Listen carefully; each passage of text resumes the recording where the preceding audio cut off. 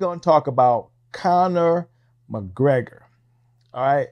What are we trying to do with Conor McGregor? Right now, he's out there.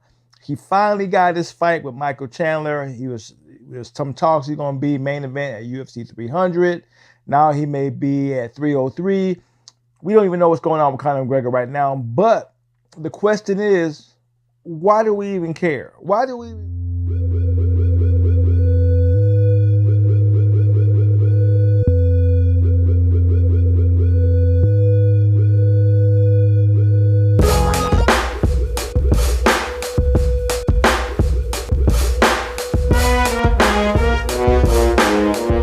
Hey, what's going on, fight fans? Hey, this is Coach D, the Wild Man, coming at you again with another episode of Coach D Media. Now, you know what I do with Coach D Media. I talk about combat sports from the highs to the lows. All right, let's go ahead and get back into it. Today, we're going to talk about Conor McGregor. All right, what are we trying to do with Conor McGregor? Right now, he's out there. He finally got his fight with Michael Chandler. There's some talks he's going to be main event at UFC 300. Now he may be at 303. We don't even know what's going on with Conor McGregor right now. But the question is, why do we even care? Why do we even care about this fight between Conor McGregor and Michael Chandler after 300? Now, is he a big draw? Yeah, right? But it's getting to the point where it doesn't even look like much. Conor McGregor and Michael Chandler are both on losing streaks. They lost their last fights, and they both lost to the same fighter, which is freaking Poirier, right? So what are we looking for with them, right? What kind of mega fight are we looking for? There is no story. There is no nothing with these guys. The only story they have is that they both lost, right? So what are we expecting? Why are we putting so much stock in Conor McGregor, right? I don't get it. I mean, I get what he used to be, but he's not that fighter now. He's not the world beater he used to be. He can't call his fights. He can't do anything. There's nothing he can do other than run his mouth, right? So I don't get the allure at this point when it comes to fighting. It's strictly entertainment.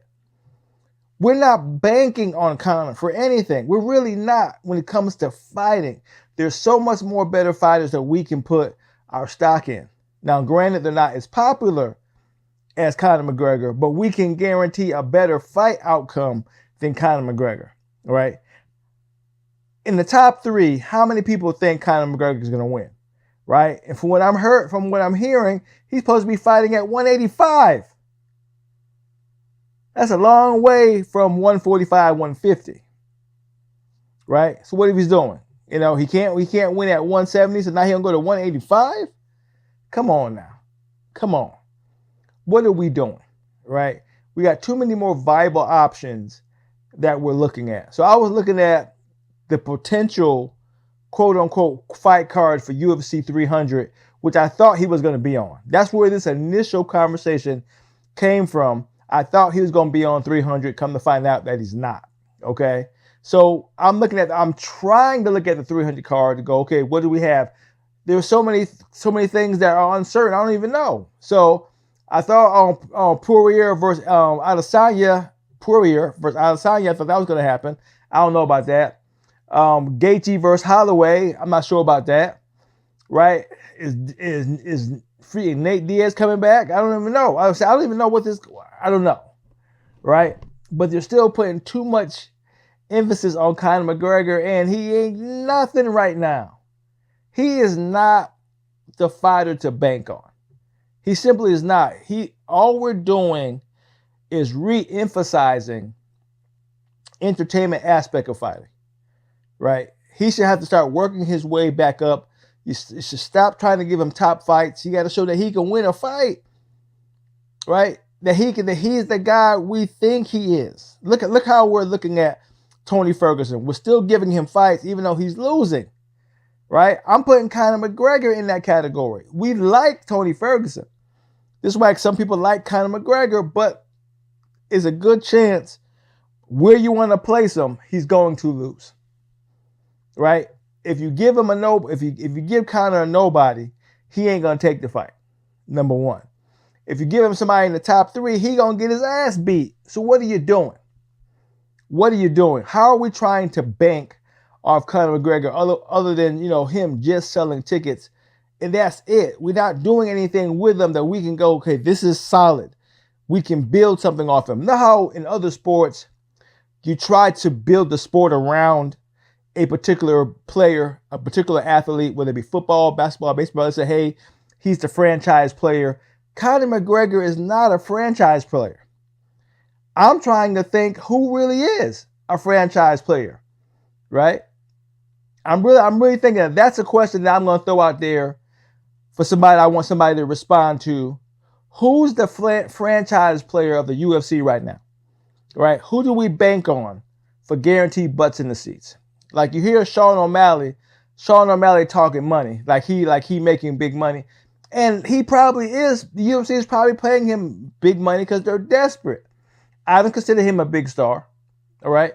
He got his trends because he fits a certain younger generation narrative on social media, but ain't no hardcore fans care about no daggone Sean O'Malley.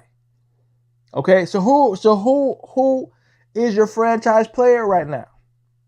That's why they're throwing so much crap behind Conor McGregor, because what else we got? Well, what else the UFC got? Not much, right? 2 fighters on losing streaks to the same fighter going out again. Either one of them should try to get a rematch with Dustin Poirier, for that matter. At least get back on a winning streak against the person that just beat him. Or Conor McGregor could have petitioned for Nate Diaz. I don't know why that didn't happen. That made the most sense to me, right? So I don't get what we're trying to do here, right? UFC is supposed to be an iconic card. You would think all your stars are going to be on it, but you're not throwing Conor McGregor on there because you figure you could throw him anywhere else, right? Or maybe he said, look, give me what I want for 300 or I'm not going to fight on 300. It could be that. Why wouldn't Conor McGregor want to fight on 300? The biggest iconic card, that goes on, right? It's supposed to be the biggest card. Why would you want to be on that, right? Because Conor may not be getting what he wants. So he's throwing this stuff behind Chandler. I don't see it. I do not see it, y'all. So I don't know what's going on. I am confused as the next guy. I'm just saying I don't see what we're doing with Conor, right? And let me even say this. Who do I think can win? Do I think Conor can beat Chandler? I do.